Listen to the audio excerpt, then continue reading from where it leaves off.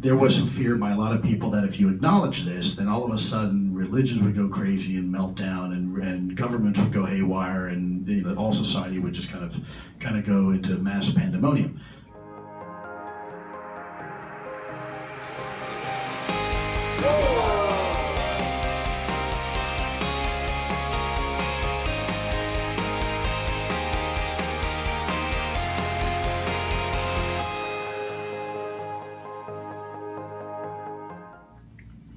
Do you see the UAP issue as being potentially politically unifying, meaning the Dems and Republicans working together on this issue?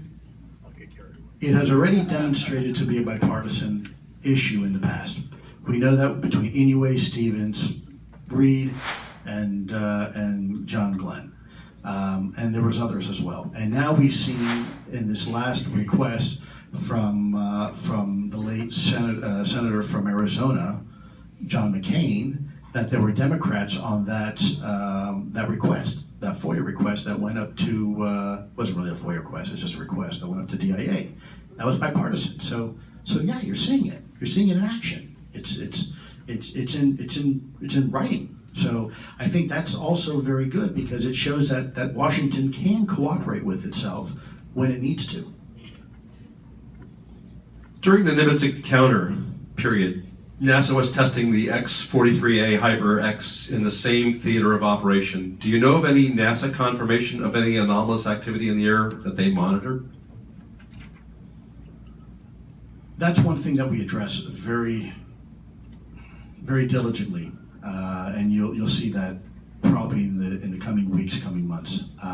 There was a test, a hypersonic test, but you have to understand how those tests work, and they use a Pegasus rocket, and basically it's a very linear trajectory, and there's a specific apogee, which I can't go into, but there's a very specific signature, and there's no way to confuse a testing of a hypersonic scaled down rocket using scramjet with what we're seeing.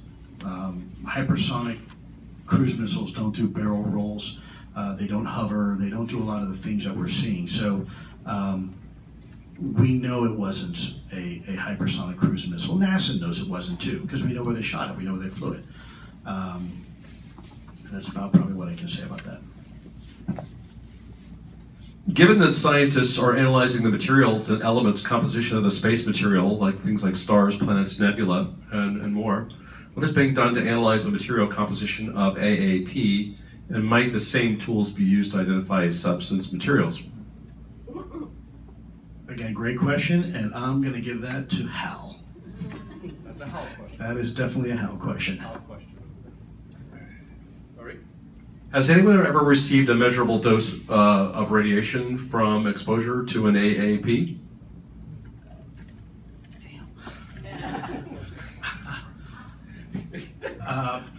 Yeah, Hal. You heard him just say it. I can't say it, but Yes. there you have it. The answer from Hal was yes. Will we ever hear anything from TTSA about the squares inside of a sphere, AAVs, that David Fravor spoke of? Yep. You're doing very well with this, by the way. How much of the keep it quiet be a holdover from the panic created by the 1938 radio broadcast by Orson Welles that we've been invaded? Fundamentally, is it not a matter of who controls the information? If you control the information, you effectively control the people. Great question. That's why I think we need to engage our academics, our political leaders, our philosophers, our theologians, because this conversation involves them as well. Those are the ones that have to figure out what type of impact this has to society. But let's look at history as a brief measure. Let's just go back even a year ago. There was some fear by a lot of people that if you acknowledge this, then all of a sudden religions would go crazy and meltdown, and governments would go haywire, and all society would just kind of go into mass pandemonium. Well, that didn't happen, did it? You just had the New York Times run an article. You had the Pentagon admit that the program was real. real. They even released videos, and no religions fell, no governments crumbled. So I have a little bit more faith in mankind. I don't think that we're as fragile as some people think. I mean, we trust the American people with the knowledge that there could be an Ebola outbreak at any time, or that there could be a super flu, or that there is a rogue nation that is trying to build nuclear capabilities against our interests. So I have faith in the American people that they're probably okay to handle the truth. That's my perspective. Releasing some information, promising to release more, and frustrating people when nothing significant happens for months can be a counterproductive. Why does TTSA follow that pattern? Well, what I would say is, remember the analogy I use about the wave tops. There's a whole lot going below the surface, and what we don't want to do is jeopardize those efforts just to satisfy idle curiosity. No disrespect intended. I understand people are very passionate about this, but we do not want to prematurely go down that path and wind up cutting the very avenues that we have worked so hard to establish to push this over the finish line. This is not a sprint, folks. This is a marathon. This is not the beginning of the end. This is not even the end of the beginning. This is going to be a long haul, and this is going to take patience, a lot of patience. And the last thing you want to do is just rush through this and kind of say, I told you so. That's not what this is about. We only have one chance to do this the right way, and we've got a lot of chances to do it the wrong way. So our approach is to try to be very deliberate about this. We understand people are hungry for information. That's why you have people like Hal and I coming out here to do these conferences. We want to give you the information. We want to satisfy that itch that you have, but at the same time, we don't want to jeopardize the things that we have going on right now that I promise you in the end will be worth it. You're going to look back and say, oh man, you're right. That makes sense. I can see why you couldn't have that conversation right then. So I do understand it's frustrating, and I know it comes across as disingenuous. All I can say is have a little patience. I mean, look what we've done in the last year. I mean, if any other person or organization even did one of those things, they'd be hailed as, oh, those guys are great. But I feel like we can't catch a break. I mean, you've got the government admitting that the program was real, and you have Congress admitting that they established it, and that there was money to it, and that there were results, and that there were findings, and there were studies, and there were videos, and by the way, the program's still running. So, I mean, it's like saying, hey, well, I want to know everything the CIA knows. Well, you're not going to know all that, because some of that stuff is still going on. So if it's going on, you're not going to know now. Those of you who work here near Redstone Arsenal can appreciate that. You're not going to jeopardize ongoing mission just to satisfy curiosity. And I know it's frustrating, but that is the environment we're in, and we have to respect that. So what you're going to continue to see are these bits of information coming out that allow you to put the puzzle together and allow everybody else to understand what's going on. Again, it's not our job to just come out and be full disclosure. People tell me all the time, we demand the truth, we deserve the truth. Well, I don't doubt that, but hey, no offense, but I don't work for you.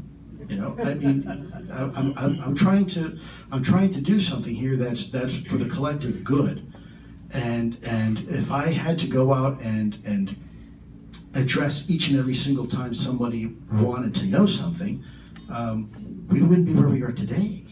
So I get it, I understand it, I respect it. By the way, have we mentioned anything about that thing coming out in May? I didn't mention it. So, just to let you know, there's a show that's going to be coming on the History Channel about the phenomena. I think it's called the phenomena, right? The Unidentified, yes. The Unidentified is the name of it on the History Channel. And I think this gentleman and a lot of the, probably Hal's in it, and a variety of other people are in it, and it's going to be a very exciting show. We're looking forward to it. I think it's like a 6-part show or something like that? It's a docuseries. Yeah. And the information that's going to come out, and so what you can expect is a 6-part docuseries by investigative journalists who were with us, and we have on camera some pretty remarkable stuff. And I think you're gonna look back and say, oh wow, I didn't know that. And hopefully at that point you'll begin to understand why it's been a little bit of a slow dribble lately. It's important that we help frame the conversation in a way that is universally understood. We can't just paint a message that only scientists will understand, or only millennials will understand, or only certain sectors. It's got to be universally applicable, so everybody has a chance to absorb the information and process the information, then make the determination for themselves what it means to them. We're not going to tell you what to think about it. You need to do that job. You need to think about what this information is going to mean to you.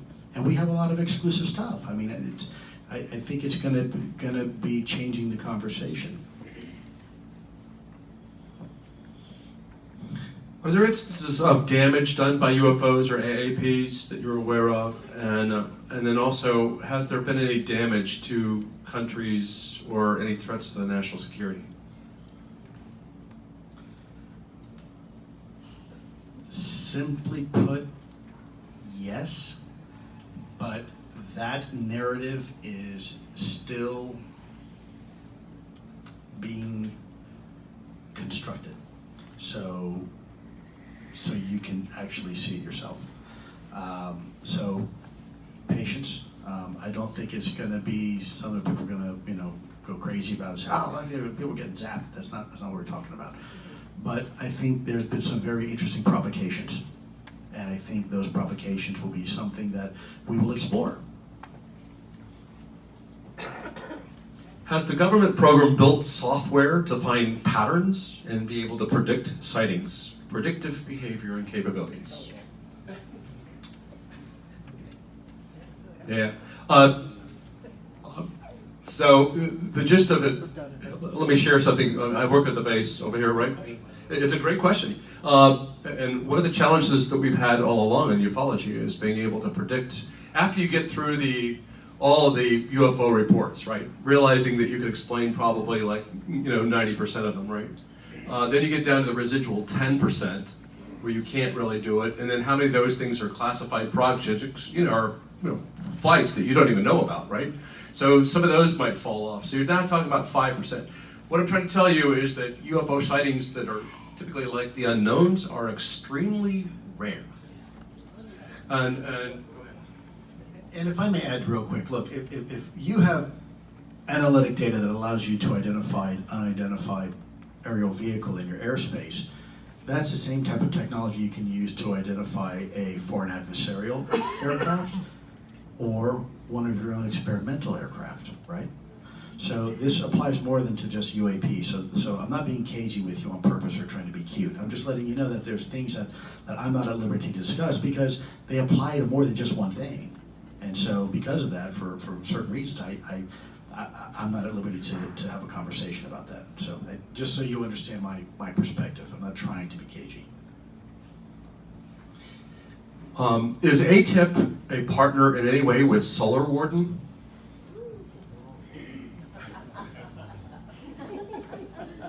Not to my knowledge. I've never heard of that company, probably my ignorance. But no. Hal, are you aware of that? It's just a conspiracy thing about there's a completely reverse engineered operations going on. Oh. Yeah, I don't know anything about that. I'm sorry. I really don't. Here's a little break kind of question.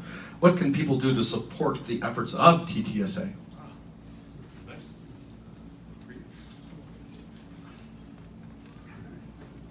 Be patient. That's what you can do. Be patient. Try to be a little more understanding. I know it's tough, but we are working very, very hard to bring this forward, and it's not easy. And this is not a get rich quick scheme. Most of us have suffered severe financial duress doing this. I mean, you leave a lucrative government job, you're at the top of your game, you're parking in the same parking lot that the Secretary of Defense parks in. You've got 401ks, you've got pensions, you've got retirement, you've got life insurance, you've got health insurance, you leave that all behind to do this. Be patient, please, is what I would ask. And check in from time to time. We're approachable. I mean, talk to us. Talk to Hal, talk to me. Just call us, write write an email to the stars. We answer them. Believe it or not, there's people out there that will tell you, hey, actually, you know what? I wrote a blog, and they responded. I mean, we're not unapproachable. We're not Hollywood superstars. We're just people, and we're just trying to do the mission that you all expect us to do. That's all. I mean, we're held accountable. We have investors, and we have to protect their investment as well.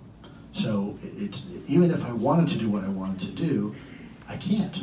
I have to make sure that what we're doing is for the good, for the collective good of what our mission statement says.